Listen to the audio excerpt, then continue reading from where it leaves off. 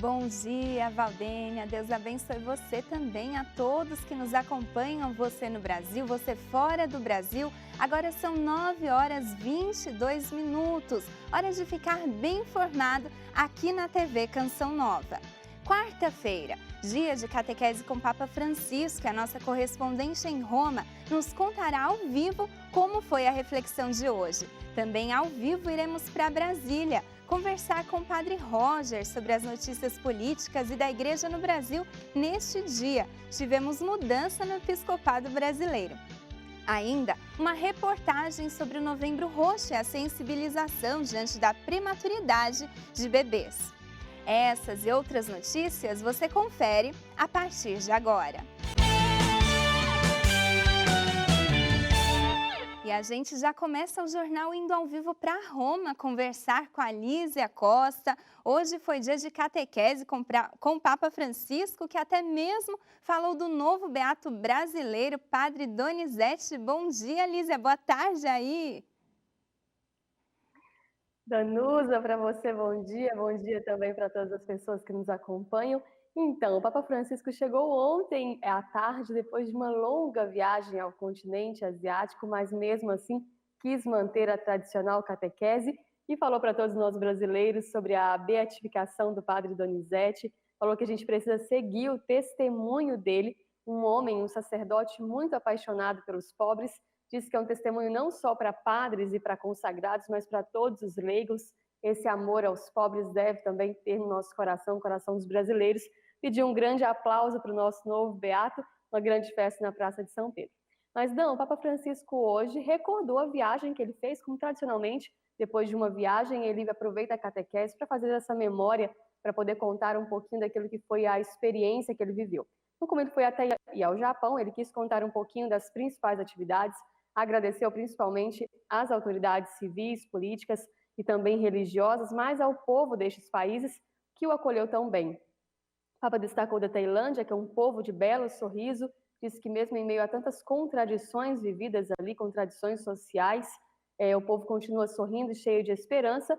E do Japão recordou principalmente os momentos que ele viveu em Hiroshima e Nagasaki, duas cidades praticamente devastadas na Segunda Guerra Mundial pela arma atômica, e disse que é uma hipocrisia pedir a paz e continuar construindo armas de guerra, principalmente armas de destruição em massa. Fica esse apelo do Papa, diz que essa viagem, principalmente essa segunda etapa da viagem ao Japão, foi marcada por esse pedido à proteção à vida e principalmente na não construção de armas atômicas. Uma outra notícia é que o Papa Francisco rezou pelo povo da Albânia, que sofreu com um terremoto muito forte, disse que está próximo a esse povo, recordou que foi o primeiro país do leste da Europa, que ele quis visitar depois que foi eleito Papa, e disse que se une a esse povo, principalmente as pessoas que perderam algum ente querido e também perderam casas, estão nesse processo de reconstrução. Foi um momento forte que o Papa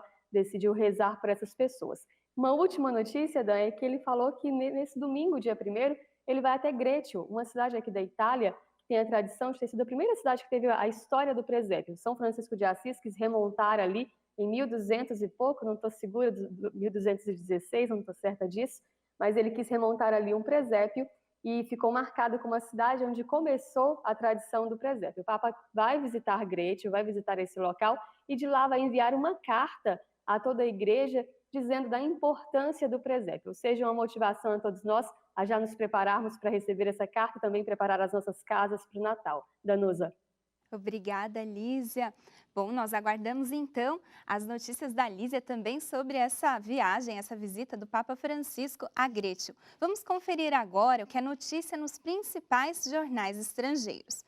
O italiano Avvenire estampa notícias do forte terremoto de magnitude 6,4 que atingiu a Albânia, a costa norte da Albânia, perto de Durrës. Nós vimos no início do jornal, agora a Lízia comentou, o Papa Francisco até se manifestou diante desse assunto. Pelo menos 16 pessoas morreram e cerca de 600 ficaram feridas. Muitos edifícios desabaram. O terremoto foi seguido de tremores secundários sentidos também nas cidades italianas de Foggiano e Campania. As buscas continuam. O governo albanês decretou luto nacional desta quarta-feira.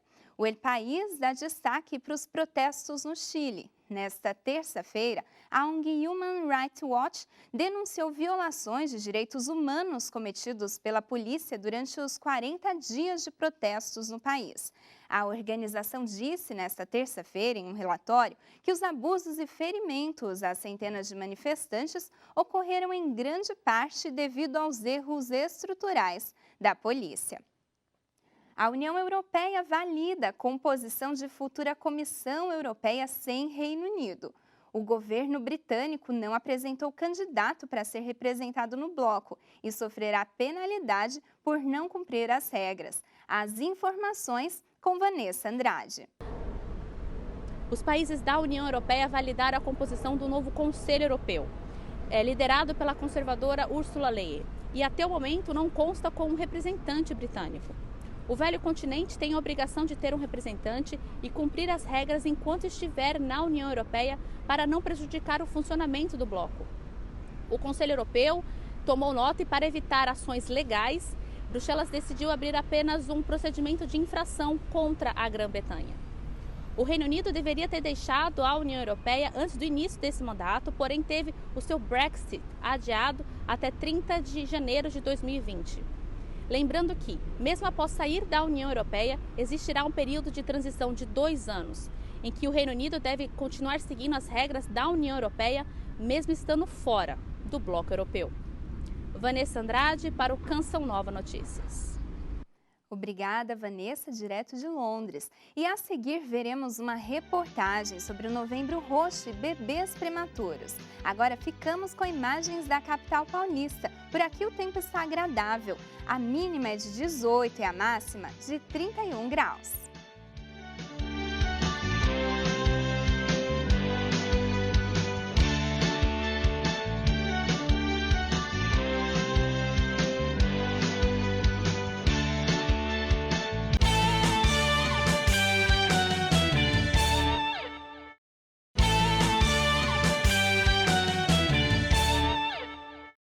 Nós já estamos de volta e vamos agora ao vivo falar com o nosso jornalista Padre Roger Araújo, em Brasília, que nos fala sobre as notícias políticas e também eclesiais. Temos novidades no Episcopado Brasileiro, né, Padre? Bom dia! Querida Danusa, muito bom dia. É uma alegria imensa falar com você, falar com todo o Brasil e com todos aqueles que nos acompanham também pelo mundo. Canção Nova Notícias, edição da manhã, levando as imagens aí da capital do Brasil para todo mundo. Clima um pouco frio, um pouco ameno, uma mistura de calor e frio aqui em Brasília. A verdade é essa, mas o tempo está nublado e um pouco chuvoso. Você vê que a temperatura mínima aqui é 19 e a máxima de 28. E isso reflete, inclusive, o clima político aqui na cidade também. É um clima muito ameno, muitas coisas para discutirem, mas poucos encaminhamentos. Mas vamos começar falando de igreja, Danusa. Afinal de contas, aqui é a sede da CNBB, da Anunciatura Apostólica, e hoje o Santo Padre, o Papa Francisco, aceitou a renúncia do arcebispo de Manaus, Dom Sérgio Castriani. Dom Sérgio Castriani apresentou a renúncia ao Papa Francisco, que, aceitando a renúncia dele, nomeou Dom Leonardo, que era secretário da CNBB, hoje também bispo auxiliar de Brasília, e assume agora como novo arcebispo de Manaus. Daqui a pouco, aqui mesmo em Brasília, Dom Leonardo vai dar uma entrevista coletiva falando sobre os desafios da igreja na Amazônia, sobretudo em Manaus, onde ele assume como arcebispo. Uma outra também nomeação hoje feita pelo Papa Francisco foi para Anápolis, que é uma diocese muito próxima aqui à capital federal. A diocese de Anápolis tem agora um novo bispo auxiliar, acolhendo o pedido do bispo titular, Dom João Wilke, para que tivesse um bispo auxiliar por questões de saúde para poder auxiliá-lo. O Papa Francisco, então, nomeou o Padre Dilmo. O Padre Dilmo já foi pároco da Catedral de Formosa, hoje trabalhava na formação do seminário em Goiânia, e o Papa Francisco, então, o nomeou para ser o novo, aliás, o novo não, ele vai ser o bispo auxiliar de Formosa, porque é a primeira vez que Formosa tem um bispo auxiliar. Os bispos também se encontram em Roma, vão se encontrar em Roma para discutir economia. Economia é um assunto importante na visão do Vaticano, por isso os bispos foram convocados e a Conferência Episcopal do Brasil terá os seus representantes. As discussões começaram, na verdade, na manhã do dia 26 de novembro, né? Foi ontem, e se estende por toda essa semana. Os reflexos da economia na evangelização e a importância da economia para o cuidado, sobretudo, dos mais pobres. Por isso, o Papa quer ouvir a participação de bispos do mundo inteiro. Agora, no campo... na verdade, nem da política, mas é no campo judiciário, né? O STF, o Supremo Tribunal Federal, volta a julgar hoje o compartilhamento de dados fiscais sigilosos. Essa votação começou na semana passada, mas, por enquanto, só 2 ministros votaram. Tem 9 ainda na fila para votar. É uma discussão que promete se estender, porque o primeiro voto dado pelo presidente do Supremo Tribunal Federal, Dias Toffoli, foi um voto demorado, praticamente demorou uma sessão inteira e depois ainda metade da outra sessão na semana passada. Depois o ministro Alexandre Moraes discordou do voto dele e por isso então se estendeu. Aliás, o nome do ministro é Alexandre de Moraes, né? E por isso a discussão se estendeu. Retorna hoje, mas a tendência é que mais dias se sigam para discutir sobre esse assunto tão importante que é o compartilhamento de dados fiscais sigilosos para investigações. Danusa, eu volto aí com você em São Paulo. Muito obrigada, Padre Roger. E agora a gente muda um pouquinho de assunto, vamos falar de saúde. Hoje é o Dia Nacional de Combate ao Câncer. A data foi criada para ampliar o conhecimento sobre as formas de prevenção e tratamento dessa doença, sensibilizando todos a efetivamente fazer ações para modificar cenários e salvar vidas. Os médicos dizem que medidas simples como fazer atividade física, adotar alimentação rica em fibras, reduzir consumo de álcool, não fumar e evitar a exposição solar excessiva possam evitar até 40% das mortes precoces pelo câncer. Além de tudo, é importante ir regularmente ao médico, pois a detecção precoce pode ser vital.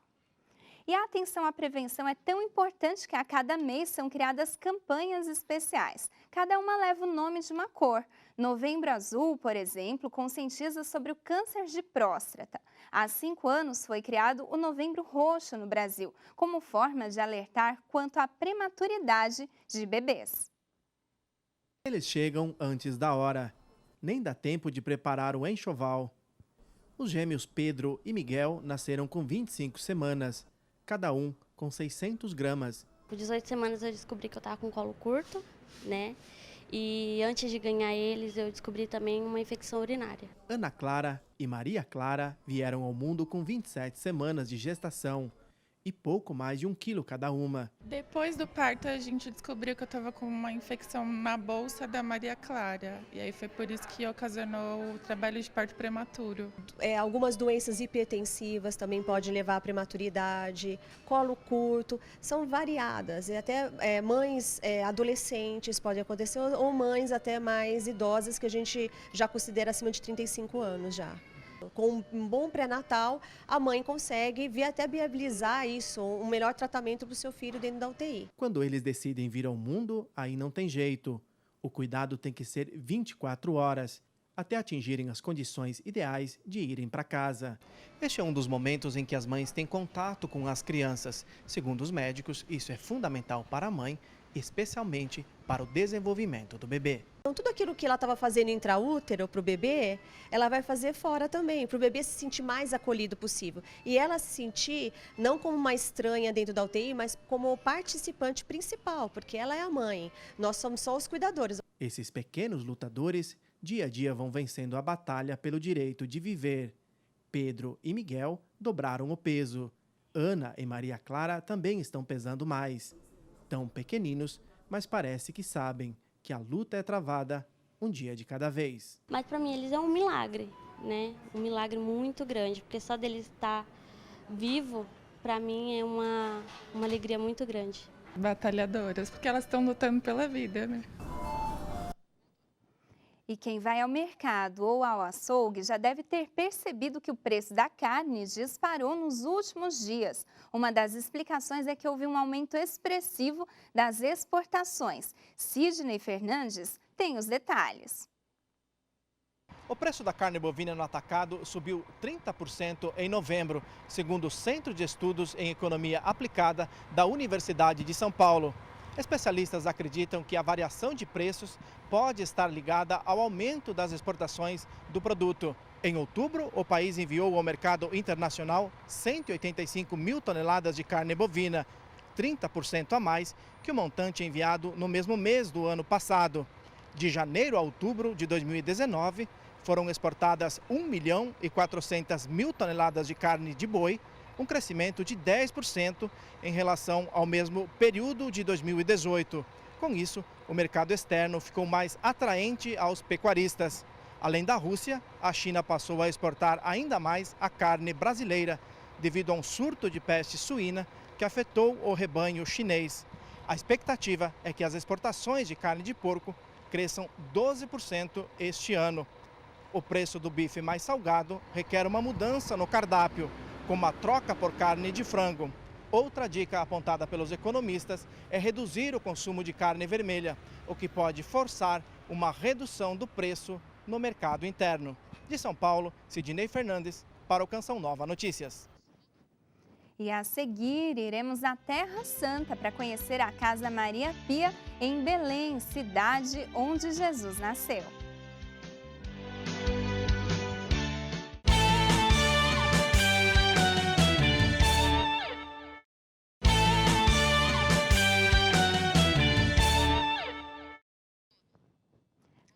Confira agora a previsão do tempo para esta quarta-feira. Para esta quarta-feira, a previsão é de muitas nuvens em toda a região sul. O risco de temporais é alto no oeste de Santa Catarina e no Paraná. A aproximação de uma frente fria traz chuva para o sul e centro-oeste de São Paulo. Tempo firme no Espírito Santo, norte do Rio de Janeiro e leste de Minas Gerais. As demais áreas terão sol e chuva no fim da tarde. A instabilidade vai aumentar no centro-oeste. O tempo fica fechado, com risco de temporais no oeste do Mato Grosso do Sul. A chuva será frequente, mas intercalada por rápidas aberturas de sol nas demais áreas do Mato Grosso. Para a região norte, a previsão é de sol e tempo firme no norte do Pará. Chove no Tocantins. As demais áreas da região terão um dia de sol, com pancadas de chuva entre a tarde e a noite. E no Nordeste, sol no sul da Bahia. Chuva no sul do Maranhão, do Piauí e Sergipe. Tempo firme entre o norte do Maranhão, do Ceará e no Rio Grande do Norte. Vamos agora para a Terra Santa. A sede da Confraria da Misericórdia fica em Belém, onde Jesus nasceu, e é chamada agora Casa Maria Pia, em memória a Maria Pia Bertolucci, que se dedicou ao serviço das pessoas necessitadas. Casa Maria Pia é um novo nome que a Confraria da Misericórdia, importante realidade de voluntariado comprometida nas obras caridosas, presente na Itália, mas não só, deu em 15 de novembro último para sua sede na cidade de Belém. Uma placa recorda Maria Pia Bertolucci, co-irmã da Misericórdia e conselheira da Confederação Nacional das Misericórdias da Itália, falecida em fevereiro passado. Uma escolha que se propõe a ser um sinal de agradecimento e gratidão pelo seu precioso e duro trabalho. Maria Pia Bertolucci dedicou de fato sua vida aos mais necessitados e mostrou solidariedade para com os cristãos da Terra Santa. Comprometeu-se muito em prol da criação da Misericórdia de Belém em 2013.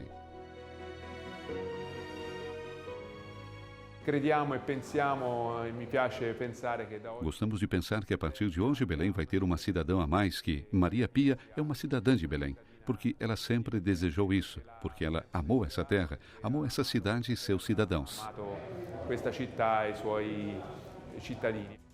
A cerimônia de intitulação se realizou na presença do administrador apostólico do Patriarcado Latino de Jerusalém, Dom Pierbattista Pizzaballa, do cônsul-geral da Itália em Jerusalém, Fábio Sokolovic, e de uma delegação vinda da Itália e guiada pelo presidente da Confederação Nacional das Misericórdias da Itália, Roberto Trucchi.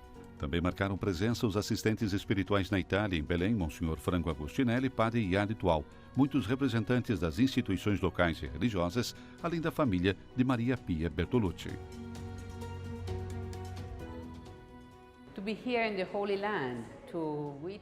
Estarmos aqui na Terra Santa para participar desse evento, a intitulação desse centro, ao qual Maria Pia dedicou energia, tempo e interesse, é um momento realmente repleto de emoção e torna viva a sua presença. Maria Pia não está mais conosco, mas com essa iniciativa a sentimos viva. E naturalmente Exatamente um ano atrás, ela esteve aqui em Belém, onde deixou não apenas seu coração, mas também essa iniciativa, que acho importante também para a cidade. Que credo sia importante anche per la città.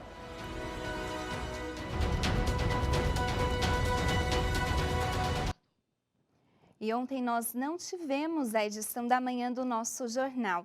Estamos de luto. A Célia Grego, nossa irmã de comunidade que morava aqui em São Paulo, nos deixou e foi para o céu.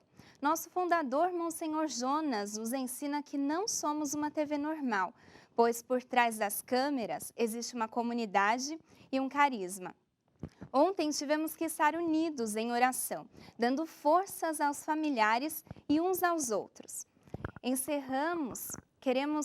Antes de encerrarmos, queremos prestar nossa simples homenagem a Célia Grego, que escreveu importantes páginas da história do jornalismo da Canção Nova.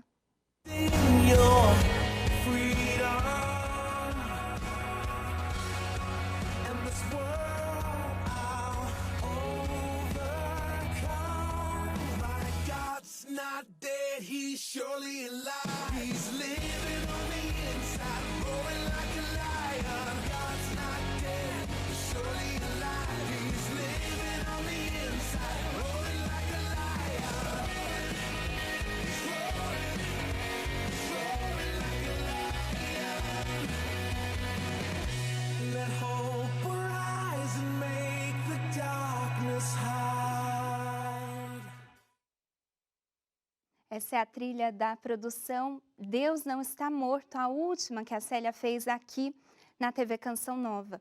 E o Canção Nova Notícias fica por aqui. Outras informações você confere no noticias.cançãonova.com ou no Canção Nova Notícias, edição da noite às 6h45. Bom dia, até amanhã. Fique agora na companhia de Renata Vasconcelos no programa Manhã Viva. Bom dia, Renata.